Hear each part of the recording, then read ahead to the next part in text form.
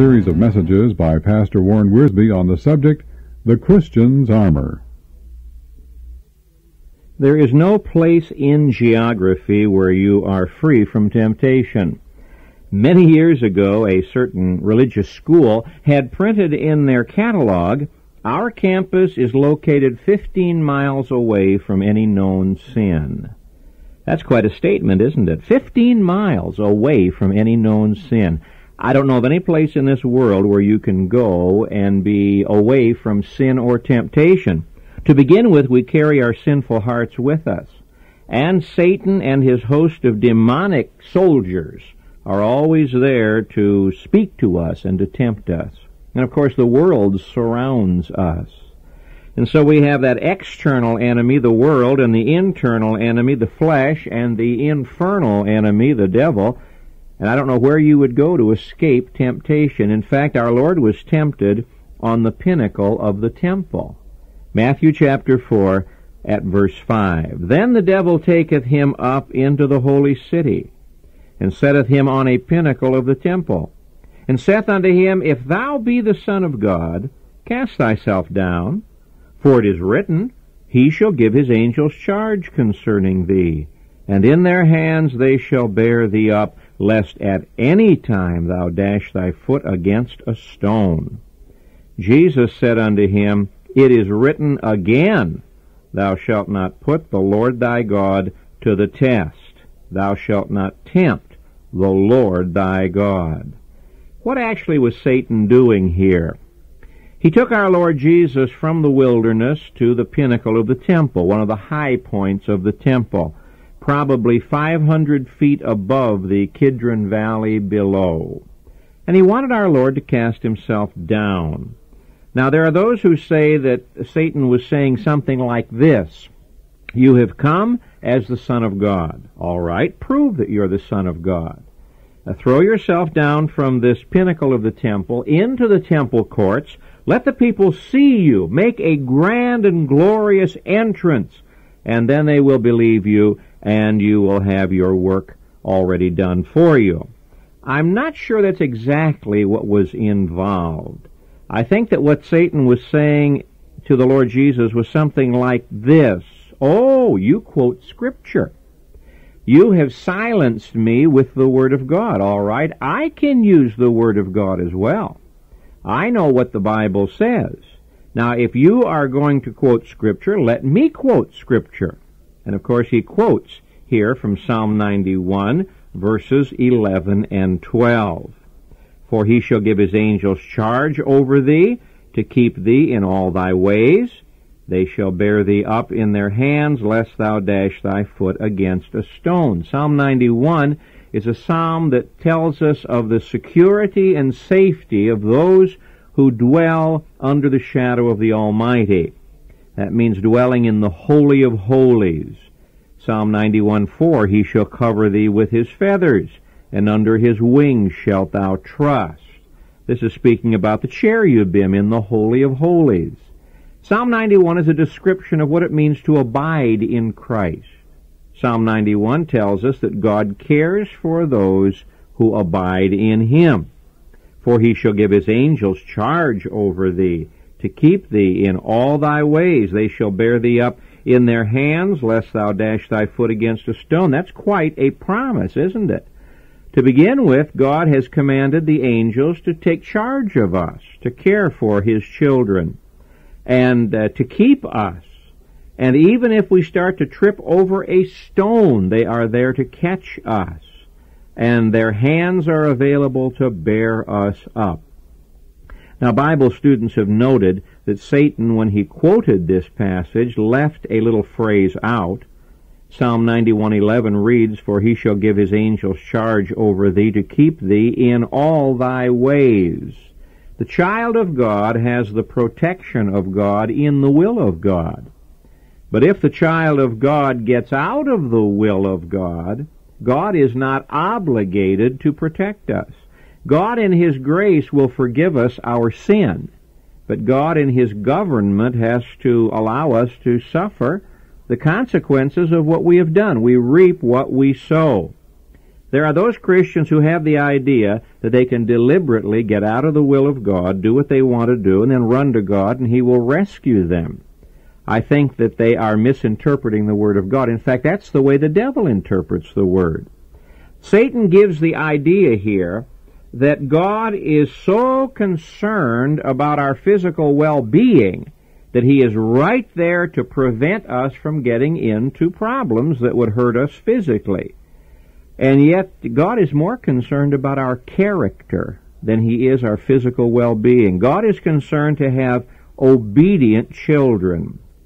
So what was Satan actually doing here? Well, Satan was facing the Lord Jesus with a very subtle temptation. He was saying, you use the Word of God. Satan had heard Jesus quote, man shall not live by bread alone, but by every word that proceedeth out of the mouth of God. Quotation from Deuteronomy 8:3. Satan said, all right, you use the Word of God, I'll use the Word of God. By the way, Satan knows his Bible better than we do. And Satan, through his demonic powers, wants to lead us to misinterpret the Word of God. Notice how Jesus answered Satan. Jesus said unto him, it is written again. That is an important word. It is written again. You see, in the first temptation, Satan was trying to get Jesus to separate the physical from the spiritual. You are hungry, you have the authority and the power, now turn these stones into bread. It's logical, you're hungry. God has given you the power to do this, now do it. Use your authority and power to satisfy yourself. Jesus answered and said, man shall not live by bread alone, but by every word that proceedeth out of the mouth of God. Satan said, separate the physical from the spiritual. Live in two different compartments. Jesus said, no, the physical must be controlled by the spiritual.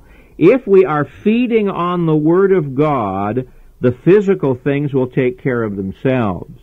He was anticipating here Matthew 6:33. But seek ye first the kingdom of God and His righteousness, and all these things shall be added unto you. God's rule and God's righteousness make available to us God's resources, but don't reverse that. It's possible to want God's resources, but not submit to God's rule, and not obey God's righteousness. Satan is so subtle. He wanted to separate the physical from the spiritual. Now, in this second temptation, he's trying to separate the Word of God from the Word of God. He says, let me quote to you the Scriptures.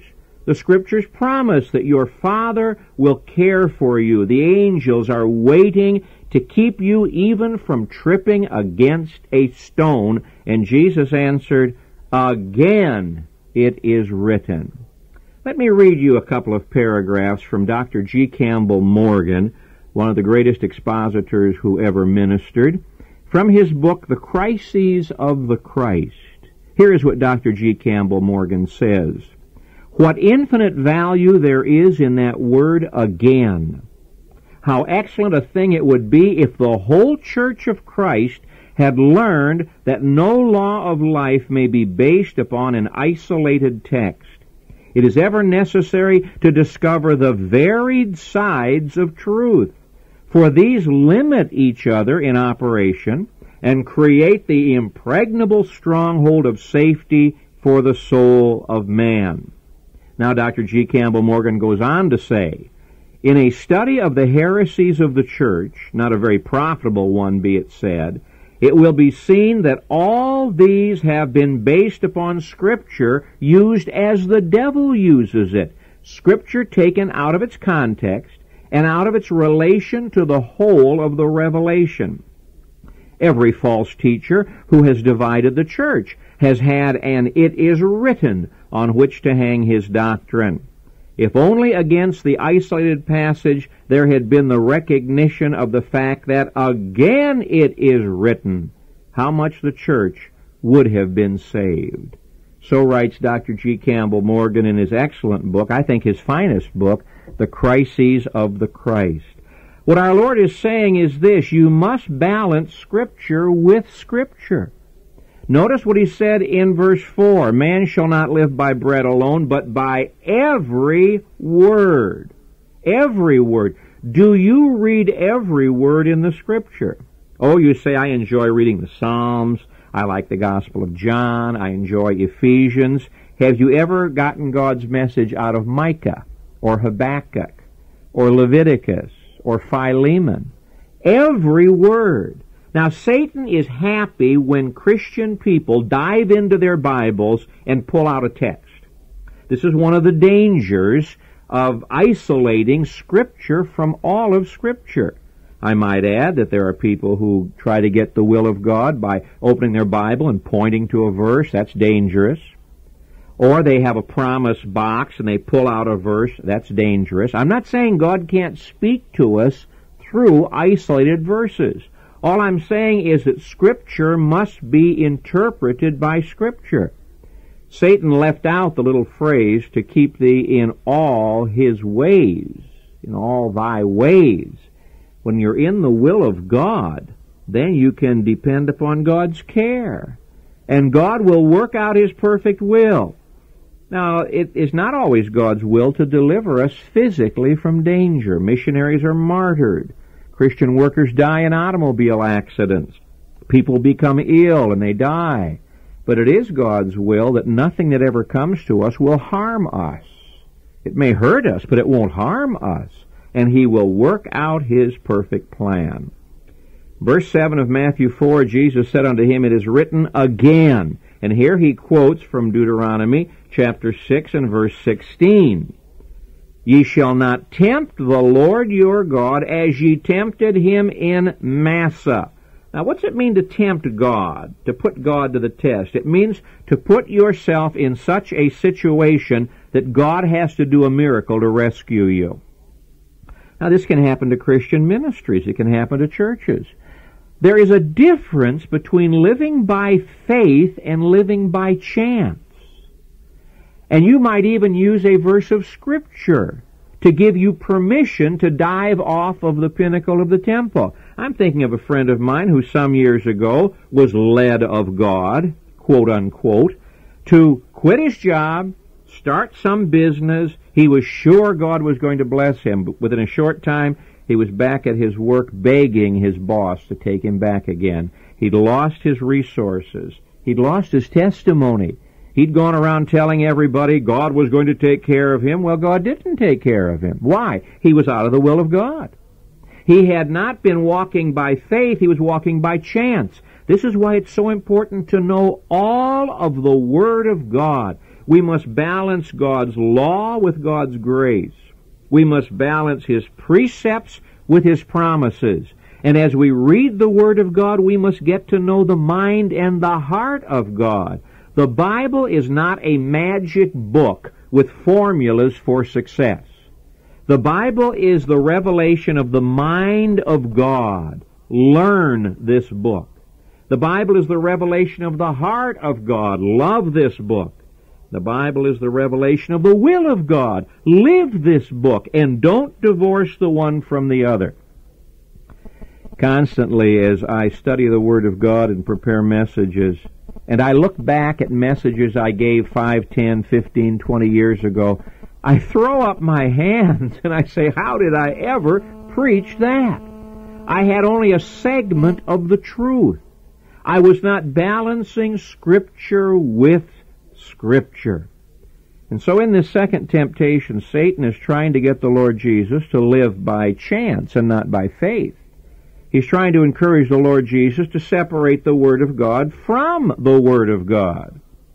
Now, there is something in us that wants to take chances, that wants to have public display. There are some Christian people who just enjoy jumping off the temple. Then they come running and saying, oh, please pray for me, please help me.